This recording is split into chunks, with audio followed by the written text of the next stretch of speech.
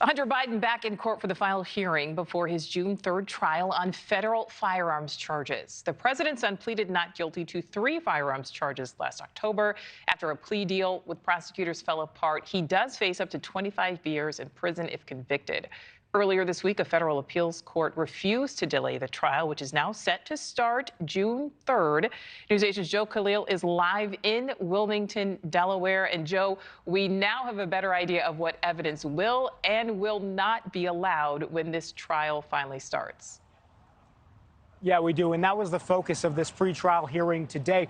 We can tell you Hunter Biden just left. So this was roughly 2 hours or so. He was inside that courtroom. And you're exactly right. It was both sides bringing motions and the judge making calls on what is allowed to be introduced as evidence in this trial, which starts June 3rd, and what is not going to be allowed. Keeping in mind, because Hunter Biden's facing 2 separate trials, this one here in Delaware focuses on the alleged gun charges. So what was announced today is, we'll start with the laptop, that infamous Hunter Biden laptop that prosecutors basically asked the judge to make a ruling that Hunter Biden's attorneys can't just paint everything that comes from the laptop or his electronic communications as tainted, because there was a 7-month period where Hunter Biden didn't have it in his possession. The judge sort of went 50-50 and said, okay, prosecutors can assume it is legitimate information coming from that laptop, but Hunter Biden's team is allowed to object to certain things on a case-by-case basis.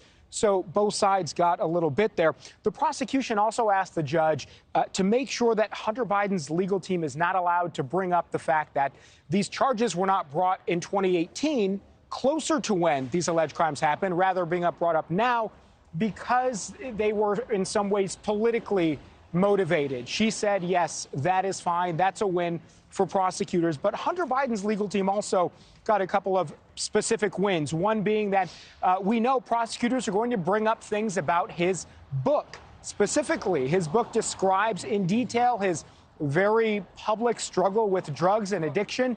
Hunter Biden, if those are brought up, will be allowed to see those excerpts beforehand and be able to provide further context from the page in the book that's referenced. So that's a win there. And then there are a couple of other smaller things about his personal life.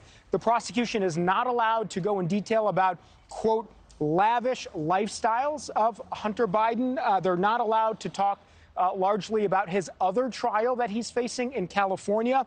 And they're also not allowed to reference the child support payments that Hunter Biden is making to his child in Arkansas right now. So those are the basic parameters. Again, I think the judge ruled in some ways for both sides. It seemed to be fair.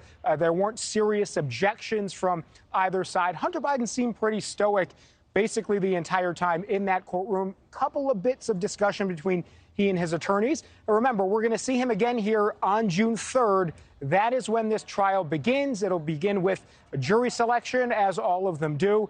He's facing that other trial on tax charges in California. That was set for June 20th, but Nichole, that has actually been delayed until September, which again was something that his attorneys had been pushing for now. All right, Joe Connell live for us there in Delaware. Thank you. Thank you for watching. Go to newsnationnow.com to find News Nation on your television provider. And don't forget to click the red subscribe button below to get more of News Nation's fact-driven, unbiased coverage.